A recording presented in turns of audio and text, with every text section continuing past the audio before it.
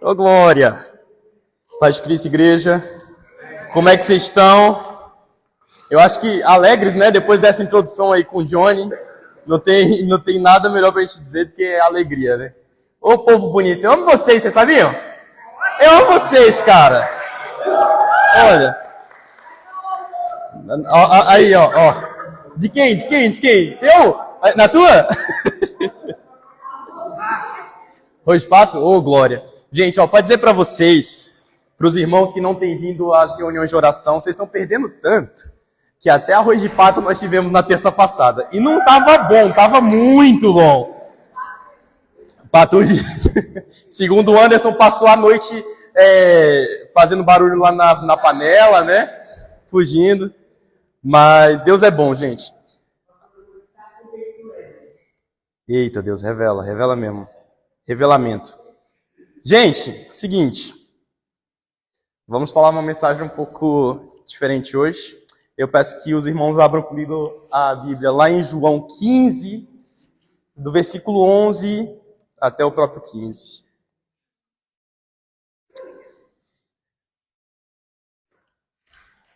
Tenho dito essas palavras para que a minha alegria esteja em vocês e a alegria de vocês seja completa. O meu mandamento é este: amem uns aos outros como eu os amei. Ninguém tem maior amor do que aquele que dá a própria vida pelos seus amigos. Vocês são meus amigos se fizerem o que ordeno. Já não os chamo servos, porque o servo não sabe o que faz o Senhor. Em vez disso, eu os tenho chamado amigos, porque tudo o que ouvi do meu Pai tornei conhecido a vocês. Amém. Senhor, eu te agradeço por essa palavra, eu peço que fale aos nossos corações, que o Senhor derrame mais do que o Senhor tem colocado na visão dessa igreja, mais do que o Senhor tem colocado nos sonhos da liderança, mas eu peço que hoje o Senhor plante uma semente profunda no coração de cada um aqui, em nome de Jesus, que o Senhor cresça e eu diminua, em nome de Jesus. Amém. Amados, essa mensagem ela tem me acompanhado já há alguns dias, e o Johnny está tendo uma visão muito bonita de falar sobre a comunhão que traz os céus à terra. Na semana passada nós lemos justamente João 15, né? Falamos da videira. E em continuidade a essa mensagem existem alguns segredos que o Senhor, eu creio que Ele quer passar para nós como corpo antes da gente entrar nessa estação de comunhão e de céu na terra. E por isso eu faço uma pergunta interessante aqui para vocês. Se algum estranho chega para vocês aí no meio da rua e pergunta e diz assim: olha, eu morreria por você, você ia levar a sério?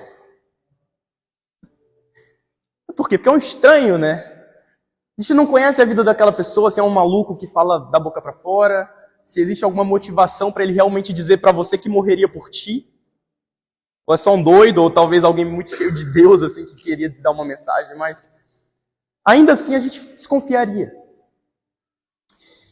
Mas eu acredito que Jesus aqui, quando ele chama os discípulos e começa a falar perto do seu tempo, do fim, daquilo que ele faria em sua igreja, ele chama a igreja a um despertar, dizendo que ele morreria por ela. E não só morreria, como morreu. Entregou-se. E nisso ele fala de um lugar diferente do que uma pessoa estranha. Ele fala aos seus discípulos que já caminharam com ele por tanto tempo. Então, eu tenho 3 premissas para quem gosta de anotar, que vão trazer nessa mensagem aqui, que a primeira é alegria, a segunda é um mandamento e a terceira é a verdadeira vida, a vida verdadeira. Eu acredito que dessa maneira que Jesus trouxe aos discípulos, analógica, foi a única maneira deles entenderem qual que era a mensagem do reino. Foi a única maneira para os discípulos realmente entenderem o que Jesus estava ali a fazer. E às vezes eu me pergunto, o que eles fizeram, o que os discípulos viram que os motivaram a viver o que viveram em Atos? O que eles vivenciaram que fez com que eles tivessem uma vida tão entregue, de maneira que tudo o que eles tinham se tornasse em favor de uma missão e de uma causa? O que eles viram? Eu creio que eles não só viram, como eles vivenciaram cada etapa de Jesus. a vida dele na terra, a forma que ele se comportava e até a sua morte e ressurreição. Então nós temos aqui o exemplo de Jesus, eu amei, eu servi e eu morri. E era isso que ele estava falando aqui para os seus discípulos, né? Ele estava falando ali para eles, ninguém tem maior amor do que aquele que dá a vida pelos seus amigos. E ele fala isso num contexto de falando, sirvam, amem, estejam juntos, façam grandes coisas na terra. Ele está falando isso nesse contexto que diz assim, ninguém tem um amor maior do que aquele que morre pelos seus amigos. Então eu creio que dessa maneira Jesus ele tornou tudo mais simples. Ele simplificou com uma parábola em vida. Então, primeira parte, o tema alegria. Alegria, a gente vê no contexto bíblico, ela atrelada a uma coisa inesperada, ao martírio. Hoje, quando nós falamos em martírio, nós pensamos naquelas pessoas de igreja perseguida, as pessoas que estão hoje sofrendo mesmo pela causa do evangelho e estão a morrer. Mas o mártir é muito mais do que uma pessoa que morre em vida testemunhando do evangelho. A palavra mártir vem do grego mártires, que significa testemunha. Tão simples quanto isso. Jesus nos chama a ser suas testemunhas aqui na terra. Então, nós vamos em Atos 1, versículo 8, nós vemos o que os discípulos estavam vivenciando aí. Jesus diz a eles, mas recebereis poder ao descer sobre vós o Espírito Santo, e sereis minhas testemunhas, meus mártires. A palavra aqui é mártires mesmo. Tanto em Jerusalém, como em toda a Judéia, Samaria e até os confins da terra. Então Jesus aqui, quando ele promete o Espírito Santo, ele promete quem viria dar capacitação para que eles pudessem se tornar mártires. Testemunhas, porque em outro contexto ele diz o seguinte, João 15, no mesmo capítulo que nós estávamos a ler agora, João 15, versículo 25, a gente pula lá para baixo, e Jesus está dizendo das pessoas perseguirem Jesus, porque não amaram ao Pai. Quando fazem a Jesus é porque eles não amaram a Deus. Sendo eles fariseus ou pessoas que proclamavam que eram de Deus, não amaram a Deus a ponto de irem contra Jesus, contra o enviado ungido, o rei ungido de Deus. E da mesma forma, contra as pessoas que manifestam esse reino, que proclamam esse rei. Então, João 15, 25 diz o seguinte, isso, porém, é para que se cumpra a palavra escrita da lei, odiaram-me sem motivo. Nada mais, né? O nosso Senhor. Acho engraçado, quando eu era criança, eu não entendia a lógica de Jesus ter sido mandado à crucificação. Eu achava que ele estava sendo crucificado por causa daquela cena que ele derrubou as mesas. Eu acho que o pessoal tinha prendido ele por ele ter feito aquela bagunça, mas a verdade é que Jesus foi preso sem motivo. Odiaram sem motivo. Quando, porém, vier o Consolador, que eu vos enviarei da parte do Pai, o Espírito da verdade, que dele procede, este dará testemunho de mim. Martírio novamente? E aí você vai se perguntar, mas o Espírito Santo não morre. Então o nosso conceito de mártir, se a pessoa que morre, não é o conceito que a Bíblia traz, porque está aqui, olha, o Espírito Santo como testemunha, ele como mártir. Mas nós sabemos que Deus não morre, então o Espírito não morre. E vós também testemunhareis porque estáis comigo desde o princípio. Cara, isso é poderoso. Nós não sabemos o impacto que tem o Espírito Santo em nós, de maneira que ele nos liga lá com o princípio. Estamos com ele desde o início. E esse Espírito nos capacita a testemunhar. E não há alegria maior do que essa. Então, quando eu falo de martírio, não estou falando de morte, estou falando de vida. Vida, uma vida voltada com um propósito e uma missão verdadeira. Que é uma razão digna e maravilhosa de se viver. Cristo, o autor da vida. Tanto é o autor da vida, que até quando morreu, a morte não conseguiu segurar ele. E ele volta para mostrar-nos que a morte também não segura a gente. Então, martírio não fala de morte, fala de vida. Vamos para Filipenses 1, do 18 ao 27. Essa passagem é muito importante para nos apoiarmos no que está sendo dito aqui. Mas o que importa? O importante é que, de alguma forma, seja por motivo falso, seja por motivo verdadeiro, Cristo esteja sendo pregado. E por isso eu fico alegre. De fato, continuarei a alegrar-me. Vocês percebem que Paulo está dizendo aqui de uma alegria pelo simples fato de saber que Jesus está sendo proclamado. Que o evangelho está sendo levado, seja com motivação boa ou ruim, ele se alegra. E quantas vezes a gente se entristece por ver, às vezes, talvez uma igreja fazendo algo que não nos agrada muito, ou algo que a gente condena. Não estou falando de heresia, tá, gente? Estou falando de cultura. Mas no exemplo de Paulo aqui, que está dentro de uma prisão, está dizendo que alegria ver Jesus sendo pregado, mesmo que pelas motivações erradas. Porque Deus nunca pediu para a gente ter a motivação certa para pregar. Ele disse, ide. No caminho ele trata. Então o pregar é uma coisa que tinha que ser assim, apaixonante para a gente. No meio das circunstâncias que fossem, mesmo dentro da prisão, ouvir que Jesus está sendo pregado, isso me pegou, gente. Porque é muito bonito vir aqui aos domingos e a gente trazer uma mensagem para vocês, mas de segunda a sexta a gente viver essa mensagem é outra história. A gente poder dizer realmente que nem Paulo, sejam meus imitadores como eu sou imitador de Cristo. Tipo assim, não está conseguindo alcançar o patamar de Cristo, mas me imita, que eu estou pelo menos mais perto. Aí a gente vê aqueles memes da internet, né, que bota um cavalo forte, bonito, Jesus, Paulo, já é um jumentozinho, aí depois a gente, aquele cavalinho de brinquedo de uma perna só. A gente tentando imitar a Paulo, tentando imitar a Cristo, mas a alegria de Paulo estava nisso. Versículo 20. Aguardo ansiosamente, espero que em nada serei envergonhado. Ao contrário, com toda a coragem de sempre. Também agora Cristo será engrandecido no meu corpo, para que pela vida ou pela morte, porque para mim o viver é Cristo e o morrer é lucro. E muitas das vezes a gente, como igreja, tem se prendido ao morrer é lucro. Só que Deus não quer filhos escapistas que estão doidos para ir pro bem bom, né? Deus não quer isso. O foco aqui não está no morrer é lucro, o foco está em viver é Cristo. E nos meus últimos anos eu tenho entendido quão impactante é essa mensagem, porque a gente pensa que o mais difícil é querer morrer por Cristo.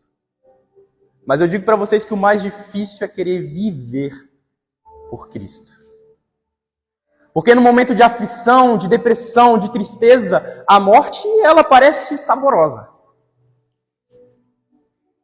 Mas Cristo não nos chama para um lugar de desejar este lugar. Ele nos chama para entender que, como Paulo, viver é Cristo. E se por um acaso morrer, eu sei que eu já sou vitorioso. E eu já verei com Ele. E melhor ainda, eu vou ver a face de Cristo. E aí você vê, olha a atitude desse cara, ele está numa prisão. Não é a prisão bonitinha, com alimento e cuidadinha que nós temos aí hoje em dia. Olha que já não é muito bom. Mas uma prisão fria. Mais fria do que a que está hoje. Gelada, pesada, dentro de um buraco. Sem perspectiva, sem luz. Neste lugar ainda, Paulo diz o seguinte: entretanto, se eu continuo vivo no corpo, terei fruto do meu trabalho. Então já não sei o que escolher. Estou pressionado dos dois lados. Desejo partir e estar com Cristo, o que é muito melhor, estar com Cristo. Contudo, é mais necessário, por causa de vocês, que eu permaneça vivo. Convencido disso, sei que vou permanecer e continuar com todos vocês para o seu progresso e alegria na fé, a fim de que pela minha presença com vocês outra vez, a exultação de vocês em Cristo Jesus transborde por minha causa. Versículo 27.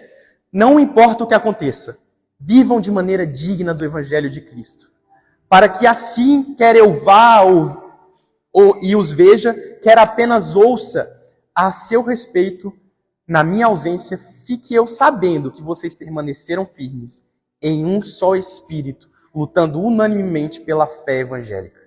Cara, se isso aqui não mexe com a nossa cabeça, eu não sei o que mexe, cara.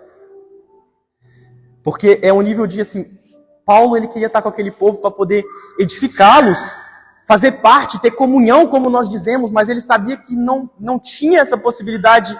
Podia acontecer dele não conseguir, mas pelo simples fato de saber que aquela igreja estava unida, forte, o pessoal de Filipenses, né?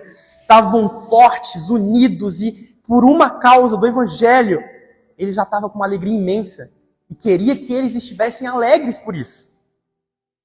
É um cara dentro da prisão falando de alegria. De alegria, às vezes a gente tem uma vida tão boa e nos entristecemos, temos motivo para reclamar pra caramba. Vocês não acham que Paulo tinha motivo para fazer uma carta inteira reclamando? Oh, se tinha. Mas ele fala de alegria. Ele fala de ser testemunha. Ele fala de ser mártir. A minha vida eu não conto para nada. Ele volta nos exemplos dele, ele foi um fariseu, cidadão romano. Imagina uma pessoa de postura reconhecida por todos. Com bens e riquezas, com autoridade, ao nível de autoridade que ele perseguiu os cristãos. E ele não era um soldado. Ele não era um soldado para poder estar matando pessoas. Não, ele conseguiu, pela lei e pela autoridade que ele tinha, uma autorização para ir atrás desse povo. Tão destemido, tão focado pela causa de Deus, segundo o coração dele, era Deus, que no meio do caminho Jesus teve que parar ele. E aí ele falou, olha, é o seguinte, você muda de rota porque na verdade eu sou o caminho.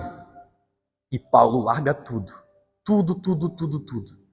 E ele começa a pregar em sinagogas, ele prega na beira do rio, ele prega até mesmo na prisão. E ele fala em Filipenses, olha, pessoal, não se preocupem comigo, porque esse meu sofrimento já salvou os soldados. Os soldados romanos estavam se convertendo ao evangelho. E que alegria. Então ele fala assim, eu conto tudo como esterco. Hoje eu entendo algumas coisas na minha vida, que eu vivi lá atrás, que agora aplicadas foram esterco. Que eu achava que não servia de nada, Deus falou, não, serve, olha, põe aqui para adubar. E quando a gente aduba uma planta, aquilo que num certo cenário é fezes, não serve para nada, é lixo, no lugar certo, serve para crescimento, para acelerar, para potencializar, para ter um fruto grande. E Paulo disse, a minha história, tudo que eu vivi lá para trás, é como esterco. Tudo que ele teve de bom, tudo que ele conquistou. E olha, eu não estou dizendo sobre a gente deixar as conquistas, não, estou dizendo que a vida em Cristo é tão poderosa que qualquer riqueza parece insignificante. Insignificante, qualquer coisa que ele pudesse viver do passado, se lembrar, é nada comparado com a mensagem de Cristo e com a missão que ele deu para Paulo. A missão de Paulo foi a missão de Paulo, a minha missão é a minha, a sua é a sua. Mas não há lugar melhor do que a gente estar dentro da missão que ele trouxe. E ele ama a igreja a tal ponto, Paulo ama a igreja a tal ponto que deseja que sua vida seja usada para o crescimento. Filipenses 15, 25 para frente a gente viu isso. Então viver é Cristo. Se o viver é Cristo, como diz a palavra, Cristo, o rei ungido. Então, dentro desse reino, deste rei, existem 3 princípios. Os princípios do reino são paz, justiça e alegria.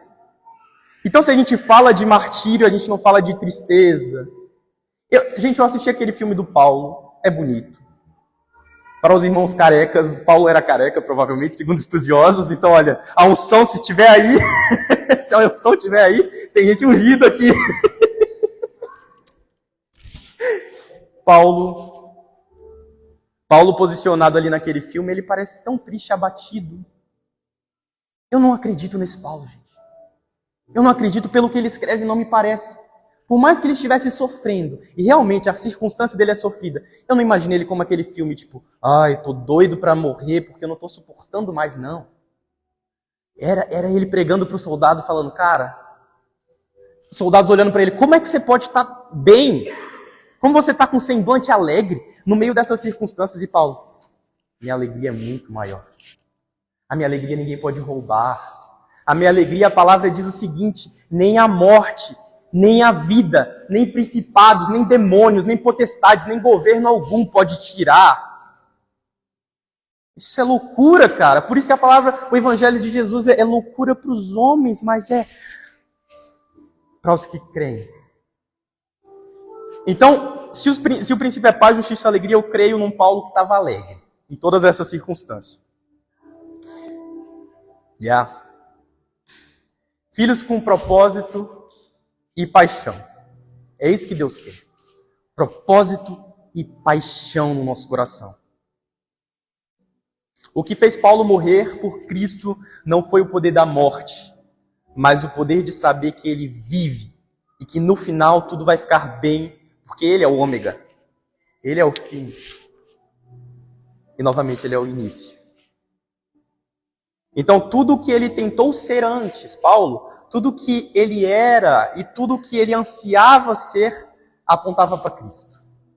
Então se ele estava a perseguir os cristãos e matá-los porque ele queria o favor de Deus, não, essa ânsia dele de alcançar o coração de Deus, de exercer justiça, apontava para Cristo. Essa justiça que ele queria, na verdade, era Cristo, esse tempo todo. Então, irmãos, nós vivemos por ele, frutificamos nele, como na videira, nós frutificamos nele porque estamos enxertados nele. Nós vivemos por ele porque estamos enxertados neles. E para que nós geramos frutos? Em favor daqueles que ele ama. Nós amamos porque ele amou primeiro. Então esse é o fruto, essa é a lógica da videira. Nós geramos frutos não é para a gente parecer bonito. Porque um fruto, quando ele é bonito e ele não gera alimento, logo, logo ele cai. E não serve para nada. Vira bagaço. Bem, serve para outras coisas, mas Deus aproveita o fruto de todas as formas. Mas a lógica do fruto é ele alimentar. Ele matar a sede, matar a fome. Então, vivemos nele, frutificamos nele em favor daqueles que ele ama. É para eles que nós geramos frutos. Então, o maior martírio não é a morte, é a vida. É morrer para mim mesmo e viver nele. Viver de verdade. A gente precisa mudar a perspectiva de vida da gente. Vamos para a parte 2, e se alguém puder me buscar a caneca que eu deixei lá atrás. Eu agradeço imenso. Parte 2. Mandamento. Qual que é o mandamento que nós vimos no primeiro versículo que Jesus nos dá? Oh, glória, agora está ungida. Obrigado, amigo. Cadê o povo pentecostal? Quando eu bebo água, eu quero ouvir um glória. Oh, glória. Garganta é água. É água. Mandamento. O mandamento de Jesus, visto lá em cima em João, é o amor. 1 João 4, 18 e 19, eu recomendo ler 1 João 4 e também ler João 15. Por algum motivo é extremamente alinhado, eu fiquei surpreso. Eu vou ler a versão da mensagem que eu tenho aqui escrita, porque essa versão é muito impactante. Versículo 18. No amor não há espaço para o medo. O amor amadurecido expulsa o medo. Considerando que o medo causa uma vida vacilante e cheia de temores, medo da morte, medo do julgamento, podemos dizer que quem tem medo não está completamente aperfeiçoado no amor. Mas nós podemos desfrutar o amor, amar e ser amados, pois primeiro fomos amados. Por isso agora podemos amar, e a verdade é que Ele nos amou primeiro. Não temos medo, coragem. Quantas vezes na palavra de Deus nós escutamos coragem, ser forte, valente? Muitas das vezes em circunstâncias que não faz sentido ser forte e valente. Então Paulo na prisão ele declarava o desejo profundo de exercer o amor máximo ainda na vida. Então, dar a nossa vida por alguém não significa morrer, mas deixar o ego para amar. Não tem como amarmos se o nosso ego está vivo. Não tem como. Não casa. É ser para o outro o que eles precisam sem deixar de ser quem a gente é. Não é ser uma pessoa que agrada as pessoas, né? People pleasing, né? Não é ser isso. É a gente conseguir abrir mão daquilo que nós pensamos, que precisamos, que temos, em favor de alguém. São atitudes que a gente manda e Jesus nos dá esse mandamento. Um novo mandamento eu vos dou, amem uns aos outros. E esse é o resumo de toda a lei. Então, se eu penso o seguinte, Deus, eu quero agradar o Senhor, eu quero andar no caminho de fé, eu quero andar no caminho que reflita a tua mensagem, que reflita Jesus. E o resumo de toda a lei, Levíticos e tudo mais que tem lá, a gente vai ter. Amem a Deus sobre todas as coisas, ama o seu próximo como a si mesmo. E novamente eu falo como eu preguei numa outra vez aqui. Como é que eu posso amar o próximo como a mim mesmo se eu não me amo? Se na verdade o que eu ajo com restrições para mim, eu ajo com maldade para mim mesmo. E como é que eu posso manifestar isso para o meu próximo? Amar o próximo como você ama a si mesmo. Efésios 2, do 1 ao 4, diz assim: Antigamente vocês estavam mortos por causa dos seus pecados. Seguiam a multidão e eram iguais a todos os outros, cheios de pecado. E obedientes às ordens deste mundo e ao poderoso príncipe do poder do ar, que está operando agora mesmo no coração daqueles que vivem em desobediência ao Senhor. Contudo, nós costumávamos viver entre eles, manifestando pela nossa vida o mal que havia dentro de nós, e fazendo todas as coisas ruins para as quais as nossas paixões e os nossos maus pensamentos pudessem nos arrastar. Estávamos debaixo da ira de Deus, tal como todos os demais. Deus, porém, é tão rico em misericórdia, Ele nos amou tanto. Se nós compreendêssemos como Paulo compreendeu, a gente entendia que toda dor é por enquanto. Toda humilhação, todo sofrimento passageiro, até dor física é por enquanto. Porque Ele nos promete essa transformação. E o Rafa, se você puder fazer aquele pianinho. E eu tenho um exemplo que me pegou muito profundamente aqui. O filho de uma amiga minha, uma vez eu estava a cuidar dele por uma noite, e no momento de muita aflição da minha vida, eu não sabia o que faria. Eu não sabia como eu ia resolver a minha situação. Já há meses eu estava na mesma situação, e eu tentava resolver e não resolvia. E de repente eu olhando para o céu na janela, já estava a escurecer, e eu pergunto a Deus, Deus, eu não sei o que eu faço. Pai, eu já fiz tudo o que eu posso, eu não sei mais. Não tenho perspectiva, não sei o que fazer. Sem avisar, o miúdo chega para mim. Natan, 6 anos de idade na época. Sabia que às vezes eu tenho medo do escuro? Aí eu, é mesmo, Lorenzo?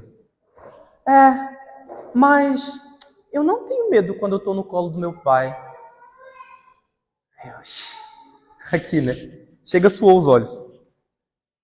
A verdade é que quando a gente está no colo do pai, o medo vai embora. Porque o verdadeiro amor, ele lança fora todo medo.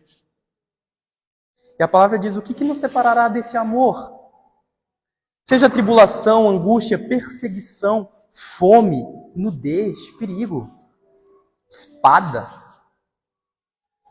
Mas em todas as coisas somos mais que vencedores por meio daquele que nos amou. Nada nos separará. Nada. Nada, nenhuma circunstância, nem a gente esquecendo que Ele está ali presente vai separar o fato que Ele nos ama. Que Ele tem ali aquele colo para nos oferecer. Essa segurança. E aí você me pergunta, mas Natan, como é que eu faço para ser aperfeiçoado nesse amor, como você leu? Se o verdadeiro amor lança fora o medo, e quando nós temos medo é porque não estamos aperfeiçoados neste amor, como eu faço para ser aperfeiçoado? Entendendo onde se esconde a vida verdadeira, que é na amizade com Ele. E aí eu entro na terceira parte, vida verdadeira, igual a amizade. Êxodos 21, 1 ao 6, essa passagem ela mexeu comigo numa parte muito importante da minha vida. São essas as ordenanças que você estabelecerá para o povo. Se você comprar um escravo hebreu, ele lhe servirá por 6 anos, mas no 7º ano será liberto sem pagar nada. A lei de Deus é diferente da dos homens, hein, gente? Essa visão de escravidão que a gente tem, quando fala a Bíblia tinha escravidão, a escravidão que a Bíblia tinha, a gente fala servo, né? Nas traduções do Novo Testamento diz servo, mas era escravo mesmo. Ele tinha que servir por 6 anos, mas no 7º ele tinha que ser livre. Isso geralmente acontecia ou quando você comprava uma pessoa que não conseguia pagar uma dívida dela. Você podia comprar a dívida da pessoa, comprava esse escravo trabalhava para você por uns anos. Era um funcionário. E a dívida desse escravo ficava paga, mas ele só podia servir por esse tempo. E a outra maneira era se uma pessoa te devesse algo e ela não conseguisse pagar, ela podia se tornar sua escrava. Ela se entregava como escrava para pagar essa dívida com o trabalho. Ok? A lei de Deus é diferente. 6 anos ele servirá, no 7º será liberto sem pagar nada. Versículo 3. Se chegou o solteiro receberá liberdade. Se porém chegou casado, a mulher será liberta com ele. Se o senhor dele lhe tiver dado uma mulher, e esta lhe tiver dado filhos ou filhas, a mulher e os filhos pertencerão ao senhor. Somente o homem sairá livre.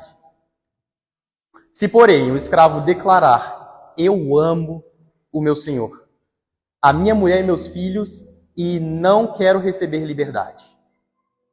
O senhor dele o levará diante do juiz, terá de levá-lo à porta ou à lateral da porta e furar-lhe a orelha.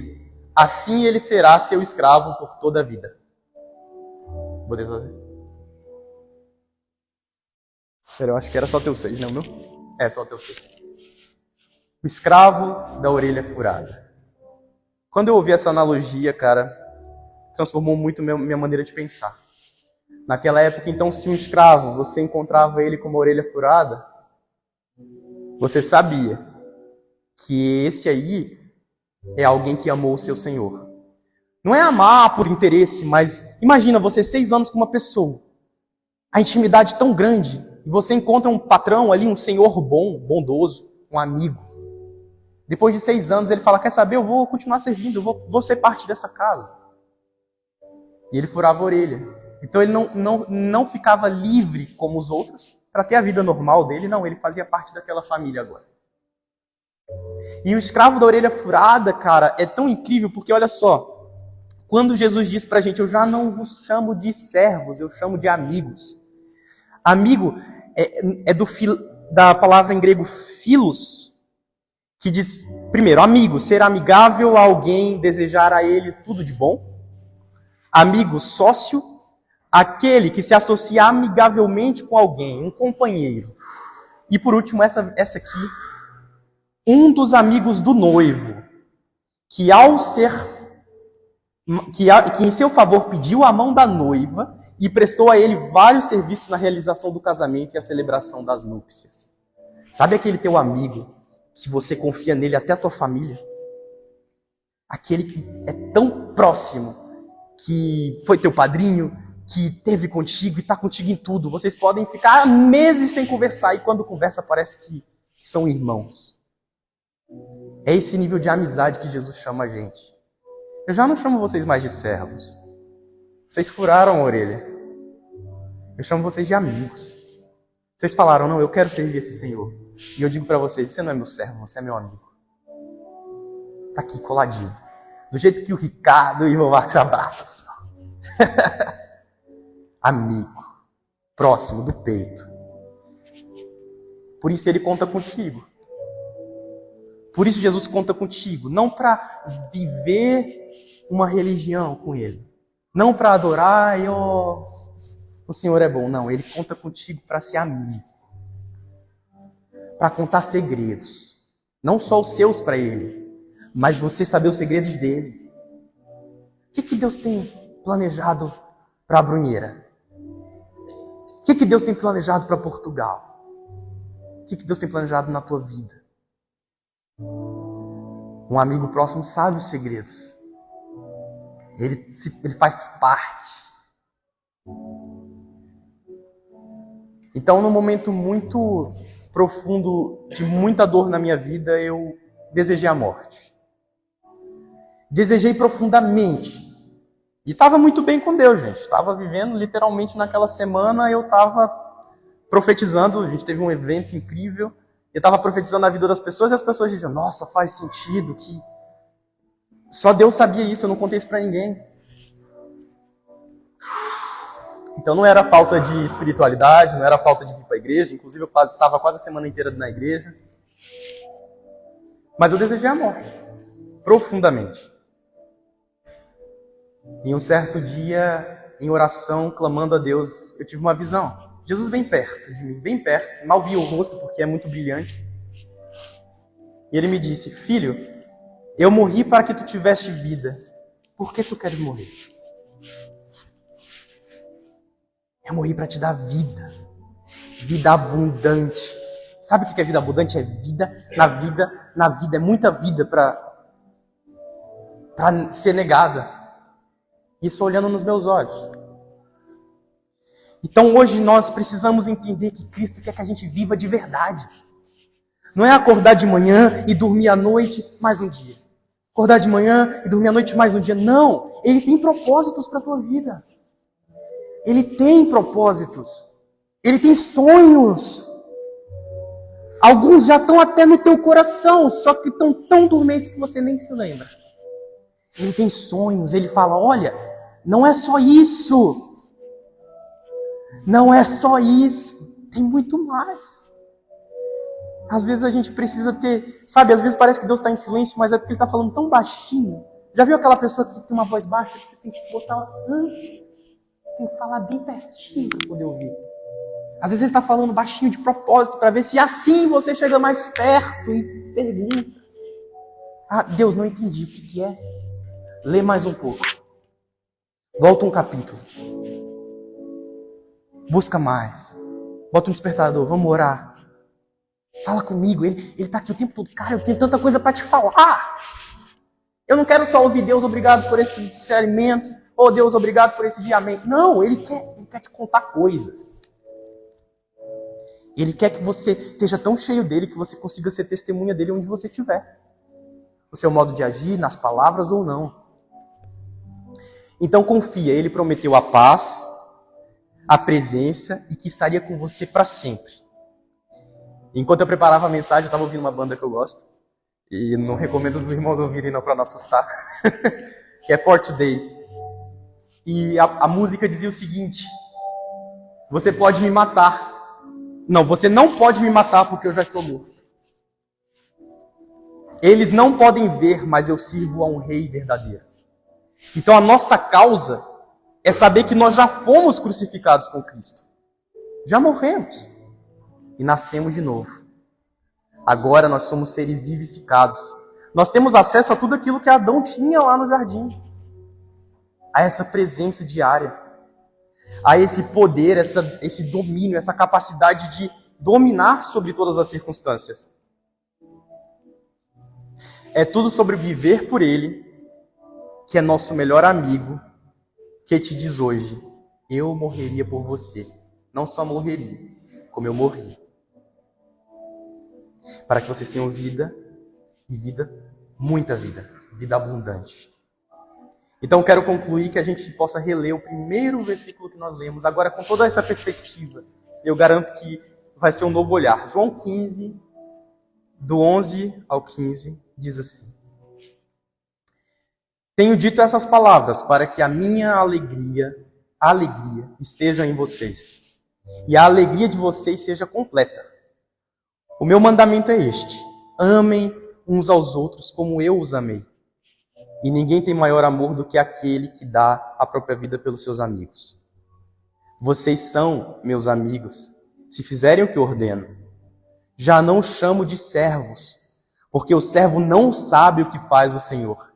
Em vez disso, eu tenho chamado amigos, porque tudo o que eu ouvi do meu Pai eu tornei conhecido a vocês. Tudo. E hoje Deus chama a gente a isso. Deus chama a gente a tomar essa postura de amigo. Não é só ser um servo, levantar as mãos e dizer, eu sirvo o Senhor, o que o Senhor quer que eu faça? Não, é começar servindo, amando, vivendo tão próximo dele que você possa dizer, eu tenho um amigo. E as pessoas te perguntarem, ah é? Que é que morreria por mim? Na verdade ele morreu.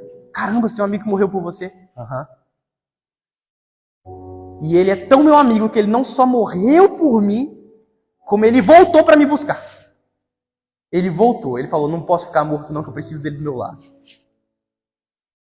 Eu preciso estar com ele para sempre. Eu preciso estar com ela do meu ladinho. E olha, cara, daqui a pouco, eu digo daqui a pouco porque isso aqui tudo é tão rápido, nós estaremos à mesa com ele. Cara, vai ser uma festa. Vai ser uma grande festa. As bodas do Cordeiro. Imagina aí o bom amigo que prepara o casamento. Você tem preparado o casamento do Senhor? Tem preparado essas bodas que vão acontecer? Ah, eu tenho feito um pouquinho. Tá bem. Tem amigo que tem força para ir até aqui. Tem amigo que a gente sabe que a gente pode contar ele para ir até aqui. Tem amigo que te busca de madrugada se precisa for. Existem diferentes níveis de amizade. Mas no teu nível de amizade, você tem honrado ele como ele tem te honrado? É recíproco? Ou você está num relacionamento abusivo com Jesus? Que é só pedindo. Não, você faz para mim, você faz para mim. Tá, mas que dia você vai falar, o que eu posso fazer por você? Nós temos missões grandes, cara, e eu falo por mim, a gente precisa calar um pouquinho aquele nosso eu e perguntar para Deus, olha, como é que eu posso ser um amigo mais fiel, mais próximo, um amigo de verdade? A palavra de Deus diz assim, volta lá atrás, reflita onde você caiu. Onde você caiu, onde você perdeu aquela essência de ler a Bíblia com tanta paixão, de marcar um horário para falar com Deus diferente do comum, de chegar para alguém e falar, ei, tá tudo bem? Aquilo que era natural para você fazer, onde que você caiu? Onde você perdeu? Reflita sobre isso hoje. Deus, ele não quer a gente aqui prontos para mais um domingo. Tem muito mais. Tem uma vida com ele. Ou imagina que loucura a gente viver tão próximo de Deus, fazer que nem Enoque. De repente o pessoal, cadê a irmã Zeni? Cara, Deus levou. Morreu? Não. Ela sumiu. Tava tão coladinha com ele que ele falou, não, sai daí, vem pra cá. Vem mais perto, quero ser do meu lado. A mais, gente. A mais. A mensagem de hoje é sobre isso, a mais. Que a gente possa ter vida em Jesus. Ser mártires. E toda vez que você ouvir isso, não lembre só dos irmãos perseguidos. Lembra de você. Porque quando a gente pensa em perseguição, a gente pensa, é no futuro. No tempo do fim, eu vou estar pronto para ser um soldado, chegar com uma arma na minha cabeça e falar, nega Jesus, eu não vou negar. Não é sobre isso. Você acha que Jesus está se importando com esse momento só?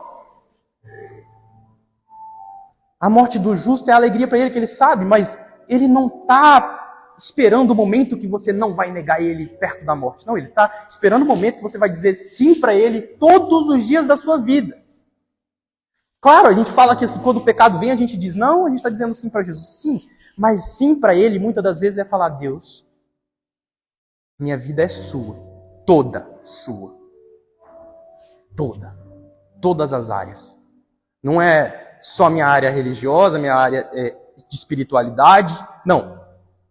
A forma que eu me alimento, a forma que eu cuido do meu corpo, a forma que eu trato meu cônjuge, a forma com que eu trato os meus filhos, a forma que eu me mostro lá fora, o que eu assisto, o que eu leio, tudo é dele.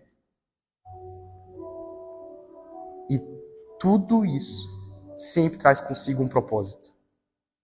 Tudo é mais bonito, sabe? Eu acho que quanto mais a gente se aproxima de Deus, e Deus é um poeta, cara. Quando você lê na Bíblia, olha, até palavras ele usa bonita. Ele junta essa palavra com aquela para fazer uma poesia. Deus é um poeta, a natureza anuncia a beleza de Deus, a grandiosidade, a glória de Deus. A glória de Deus. Então, Ele quer fazer isso com a tua vida. Botar uma poesia. Escrever as entrelinhas do que falta. Contar uma história nova. Então, feche os seus olhos nesse momento.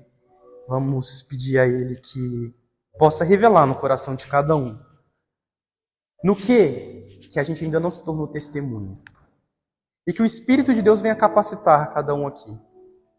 Assim como Jesus diz, olha, quando o meu Espírito vier, vocês vão ter a capacitação de ser minha testemunha. Porque quando não conhecem a Deus, odeiam sem motivo.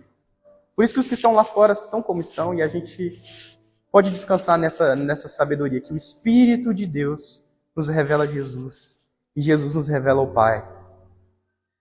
Pai, eu te peço agora, Deus, que o teu caráter venha preencher a gente. Que a gente tenha visão de quem tu és e que a gente volte ao primeiro amor. A gente retorne a nos apaixonar por ti. A viver, Deus, como se amanhã fosse o último dia. Como se logo depois fosse o último dia. Sabendo que cada segundo é uma oportunidade de te louvar com quem somos. Eu oro para que haja revelação de identidade nessa manhã, Jesus. Que pessoas saiam daqui com certeza de chamados, com certeza de missões, com certeza daquilo que o Senhor tem chamado eles para este tempo. Pai, que a gente possa encontrar este lugar de amizade, Senhor Deus, de coragem, para enfrentar não só as dificuldades, mas as boas coisas, enfrentar a bonança, enfrentar, Senhor Deus, a prosperidade, Senhor. Porque em todas as circunstâncias nós somos mais que vencedores. Em todas as circunstâncias, em Ti, Deus, nós estamos alegres. Tudo podemos naquele que nos fortalece. Seja no bem, seja no mal, seja no pouco, seja no muito. O Senhor cuida de nós na necessidade. O Senhor cuida de nós na prosperidade. O Senhor alegra nosso coração nas dificuldades. E o Senhor mantém a alegria na celebração. Que a gente possa transbordar tudo isso. Porque eu acredito, Deus, que o Senhor é tão abundante que se a gente crescer, se a gente transbordar, Deus, não vai ter espaço, porque vai ter que chegar para a vida do meu irmão, vai ter que chegar para a vida de quem a gente não conhece até. Nos ensina esse teu amor, Senhor, o amor que não só se sacrifica, mas que vive dia após dia por Ti, porque o mais difícil não é morrer, o mais difícil é viver por Ti. E esse desafio, nós nos apaixonamos por Ti. Tu és nosso companheiro, não estamos sozinhos, e eu declaro isso sobre a vida dos meus irmãos, Senhor, que eles possam experimentar novas experiências contigo, a saber que o Senhor está presente hoje e para sempre conosco. Eu oro, Pai, por testemunhos de que viram a Tua presença, de que sentiram o Senhor pertinho, de que o Senhor entrou com providência porque a amizade era tão grande, que, Senhor, eles estão pertinhos de Ti. Espírito, quebranta o nosso coração, Senhor. Pai, quebra nossos paradigmas, tira-nos, Senhor, desse costume do dia a dia, das nossas rotinas, Deus. Nós pedimos que o Senhor possa trazer algo novo, algo mais, algo diferente. Eu clamo em nome de Jesus, Senhor, Pai, por um novo, por um renovo, Senhor Deus. Que essa mensagem possa ter gerado frutos, possa criar raízes no coração de cada um. E eu creio, Deus, viveremos coisas maiores para a honra e glória do Teu santo nome. Obrigado, nosso amigo Jesus. Obrigado por nos chamar de amigos e não de servos, Deus. Obrigado por nos aceitar, não só como o filho pródigo que se perdeu e quis voltar como servo, não, Senhor, que a gente como parte da família, como herdeiros. Mesmo com o nosso passado sujo, o Senhor olhou para a gente não como quem comeu com porcos, mas olhou para a gente como filho, como amigo. Obrigado, Senhor, pelo Teu perdão. Obrigado, Jesus, pelo que fizeste por nós, que a gente possa seguir o Teu exemplo. Obrigado, Jesus. Louvado seja Deus, em nome de Jesus. Amém, Jesus.